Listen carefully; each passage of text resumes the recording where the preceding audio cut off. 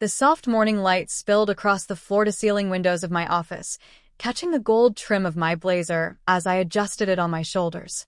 New York looked calm from the 47th floor, nothing like the chaos inside my chest. I traced a finger along the smooth edge of my desk, feeling the cool marble under my skin, grounding myself the way I always did before a big announcement. My phone buzzed again. Husband. Family meeting at 6 p.m. We need to discuss how to save your business. A humorless smile touched my lips. Save my business. I smoothed a hand over my silk blouse, the fabric soft, expensive, and worlds away from where I once stood years ago, shaking, humiliated, dismissed. They still believed I was that woman. Fragile, struggling, lost. Outside, my assistant hurried toward me with a tablet. Ava, she said, breathless, the Forbes editor emailed. They're publishing the feature today. The headline is powerful. My heartbeat steadied, but a deep ache stirred under my ribs, the kind that only old wounds could trigger. A family meeting to save me, and they had no idea what was coming. I picked up my phone again, this time letting my manicured thumb linger over the screen. For years I had hidden my progress, curated modest updates, stayed quiet. Tonight, silence would finally break. And the truth would be louder than any rescue they planned. I wasn't always the woman who commanded a marble office and a Forbes feature. There was a time not too long ago when I couldn't even command basic respect in my own home. It was 3 years back. I remember the exact feeling of the cheap ceramic mug slipping slightly in my shaking hands as I walked into our living room. My husband, Daniel, had called his family over for something important. I thought maybe it was good news. Maybe he had gotten a promotion or planned a trip. Instead, when I stepped inside, all eyes were already on me. His mother, Linda, pressed her lips together with that familiar pitying smile. His sister, Brooke, didn't bother hiding the judgment in her eyes. Even Daniel stood with his arms folded like a disappointed coach. Ava, he began, we need to talk about your business situation. My heart thudded. What situation? I forced out, though I already knew. Daniel sighed loudly, like my existence exhausted him. Honey, your boutique isn't working. You're losing money. And we're all here because we want to help you before things get worse. We. All of them. I felt heat rise under my skin, the sting of embarrassment crawling up my throat. They had discussed my failure before I even walked into the room. Linda leaned forward. Sweetheart, maybe running a business just isn't for you. Some women thrive more at home, you know? There's no shame in that. Shame? The word pulsed in my ears. Brooke pulled out a folder like she'd been waiting for her moment. I even made a list of alternative jobs for you. Something more realistic. My hands trembled so hard I had to hide them behind my back. I looked at Daniel, silently begging for him to shut this down, to defend me, to say even one word that sounded like love. But he just nodded along. In that moment, something inside me cracked, but something else woke up. And then I remembered her. My grandmother, Eleanor, who had always told me, don't shrink just because someone else is uncomfortable with your size. She'd given me a tiny silver compass when I was 16, a charm that hung from a delicate chain. When you feel lost, she'd said, follow your own north. That night, after enduring their condescending solutions, I went to my room, pulled that compass from my jewelry box, and held it in my palm until it warmed. I knew what I had to do. I packed my laptop, my sketches, my samples, and walked out of that house, not dramatically, not angrily, just quietly. But quietly can still mean powerful. I wasn't giving up. I was beginning again. Starting over at 29 felt like standing at the edge of a cliff with nothing but wind beneath me. I moved into a small studio apartment in Brooklyn, barely 420 square feet, with paint-chipped windows and a radiator that hissed all night. But for the first time in years, the space felt like mine. I wore my grandmother's silver compass around my neck every day, as if it were armor. Building a business from scratch meant surrendering sleep. I spent nights sketching new designs at my tiny kitchen table, the surface covered with fabric swatches, iced coffee rings, and crumpled notes. My fingers were constantly pricked from sewing needles. My nails were always chipped. And every time self-doubt crept in, usually around 3 a.m., I'd whisper to myself, "Keep going, Ava." The real turning point came the day I met Monica Reyes. Monica was a powerhouse, mid-40s, Latina, with sharp eyeliner, sharp cheekbones, and an even sharper business mind. She ran one of the most respected fashion consulting firms in Manhattan. I'd emailed her 3 times, expecting nothing. But one afternoon she replied, "Come in tomorrow. Bring your best sample. If you waste my time, I'll let you know." I barely slept that night. When I stepped into her glass-walled office, Monica glanced at my work for less than 10 seconds before saying, "These designs aren't bad, but your stitching is trash." Then she looked at me. "Do you want to learn, or do you want praise?" No one had ever asked me that before. "Learn," I said immediately. And she taught me. For months, I became her shadow. She tore apart my prototypes without hesitation, sending me back again and again to fix every flaw. She pushed me to understand branding, sourcing, wholesale strategy, influencer outreach, things I didn't even know I needed. "Talent is cute," she'd say, flicking my forehead with her pen. "Consistency builds empires." Slowly, painfully, beautifully, things began to shift. My first big client was a small boutique in Soho that ordered 20 handbags. I remember running my hands over the smooth leather, checking every stitch twice, terrified something would fall apart. When the boutique owner messaged me a week later saying they sold out in 3 days, I sat on my narrow bed and cried until my throat hurt. More boutiques followed. Then an online magazine featured my designs as a rising ethical luxury brand to watch. Orders tripled overnight. I upgraded from my studio apartment to a 1-bedroom.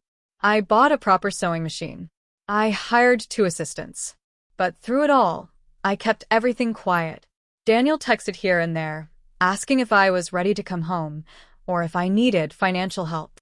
His family posted pictures of gatherings I wasn't invited to. I responded politely, vaguely, never mentioning my progress. Because it wasn't time.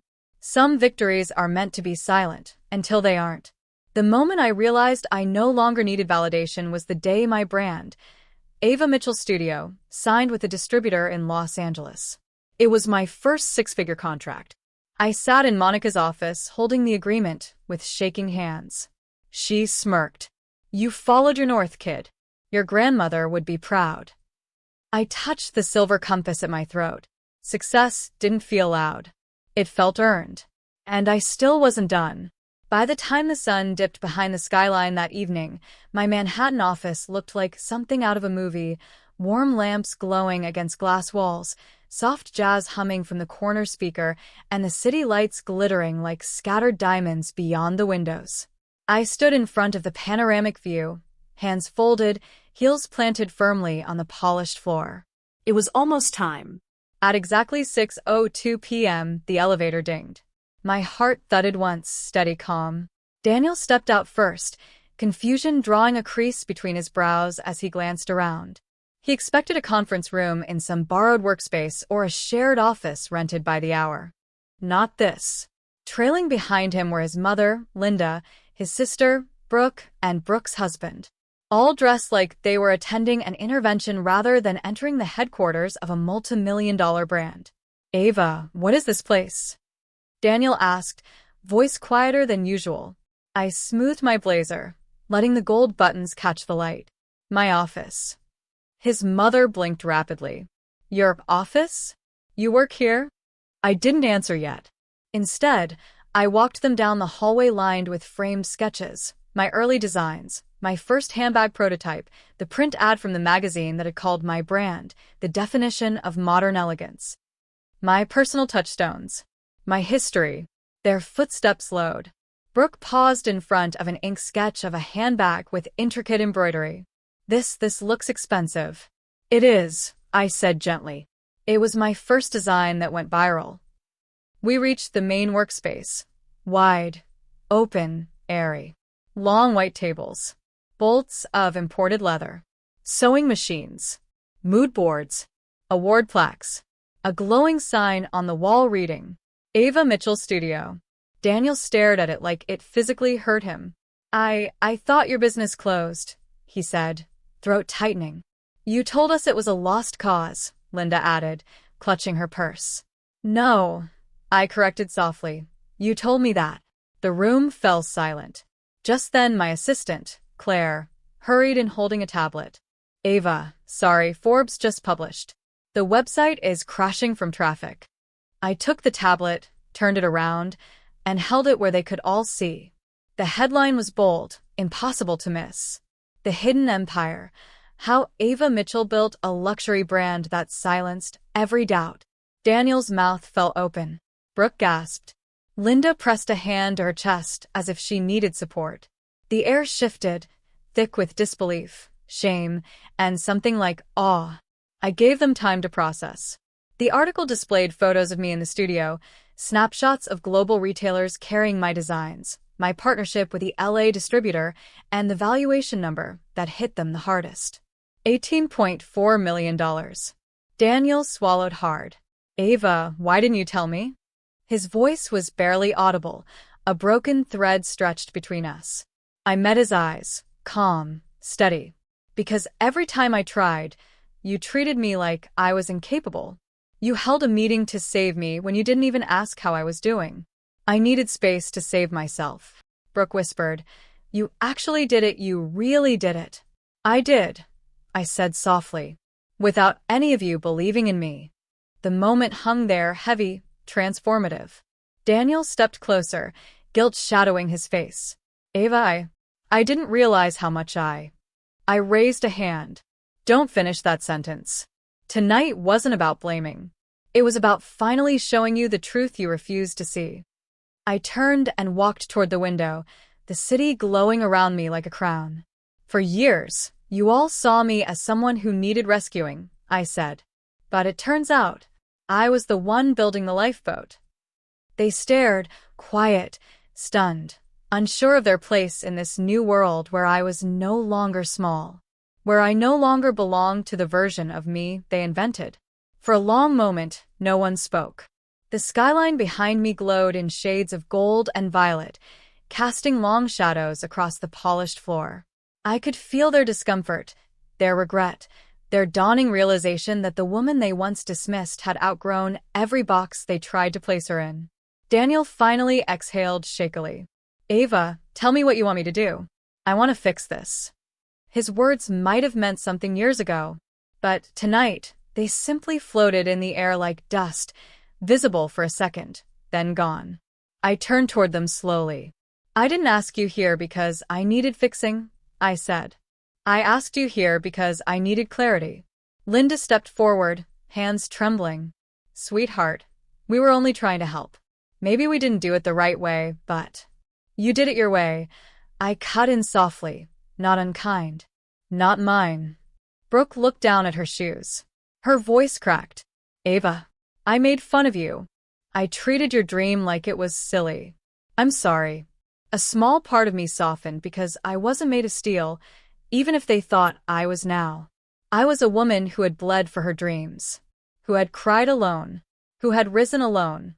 But forgiveness didn't mean forgetting. I clasped my hands together. I'm willing to move forward, I said. But on my terms. They all lifted their eyes at once, hopeful, nervous, attentive. First, I said, looking at Daniel, you will stop talking about me like I am fragile. I built something without your support, and I won't shrink again just to make you comfortable. He nodded quickly. I understand.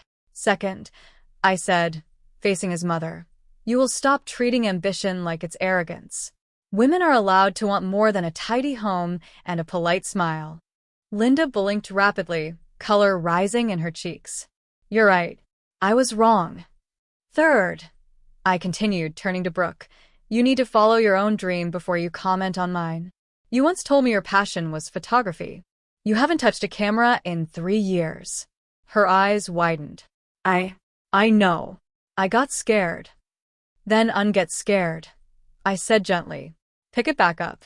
If you want guidance, I'll help you. But only if you actually do the work. Tears filled her eyes, but her nod was sure. Finally, I breathed deeply and stepped back so I could see all of them. My last condition is for the entire family. Respect. Real respect. Not pity disguised as advice. Not criticism sugar-coated as concern. Actual respect for who I am and who I've become. They nodded, quiet, humbled. Daniel took a small step closer. Ava, does this mean we still have a chance? I held his gaze. I don't make decisions based on fear anymore. If we continue, it will only be if you grow with me. Not above me. Not against me. He swallowed, emotion tightening his jaw. Then I'll grow. Whatever it takes. I didn't respond right away. Growth isn't a promise. It's proof. And time would determine that. But for the first time, he wasn't speaking from pride. He was speaking from realization. I lifted my chin. These are my terms. Not demands. Not revenge. Just boundaries. The room was silent, but the energy had shifted completely. For the first time in my life, I wasn't asking to be heard. I was being listened to. The following weeks unfolded gently. Nothing dramatic, nothing loud, just small, intentional shifts that felt more meaningful than any apology ever could. Daniel started therapy on his own. He didn't send me dramatic texts or long paragraphs. Instead, he sent photos of pages from the books he was reading on partnership and respect. Sometimes he'd message, "I didn't realize how much I talked over you. I'm working on it." For the first time, he wasn't trying to fix me. He was trying to fix himself. Linda, surprisingly, changed too. She invited me to dinner, not a family ambush, not a guilt-filled gathering, just her and me. When I arrived, she nervously pushed a gift box across the table. Inside was a small framed quote. "A woman who finds her voice becomes a woman who changes her world." Her voice shook. I wish I had believed that sooner. I'm trying now.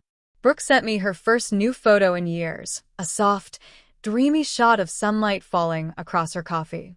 Then another of a street performer. Then a portrait of her daughter laughing. Her captions were shy, but full of hope. "Ava, I'm doing it. I'm really doing it." Watching them grow didn't erase the pain, but it added something softer beside it. Understanding. And as for me, I found myself breathing deeper, living fuller. My business expanded to a second office. My designs went into 2 more states. Monica hugged me with teary eyes the day we hit our highest quarterly profit ever. "You built this with your bare hands," she whispered. "Don't ever let anyone make you small again." One quiet morning, weeks after the family meeting, I stood alone in my office, sunlight warming my skin. I reached into my blouse and pulled out the necklace resting against my collarbone. My grandmother's silver compass. I held it between my fingers, cool, familiar, steady. A lifetime of her wisdom sat in that tiny charm. "When you feel lost," she'd said years ago, "follow your own north." It had led me through heartbreak, humiliation, long nights, and lonely beginnings. It had guided me toward a life built on my terms. And it had brought me back to myself. I closed my eyes, letting the city hum in the background, and exhaled, the kind of breath you release only when you finally know who you are. I wasn't the woman who needed saving. I wasn't the woman they pitied. I wasn't the woman who broke under pressure. I was the woman who rose. I slipped the compass back against my heart, smiled softly, and whispered the final truth of my journey, words that felt like the perfect ending to my own story. Some people wait to be chosen. But I chose myself, and that changed everything.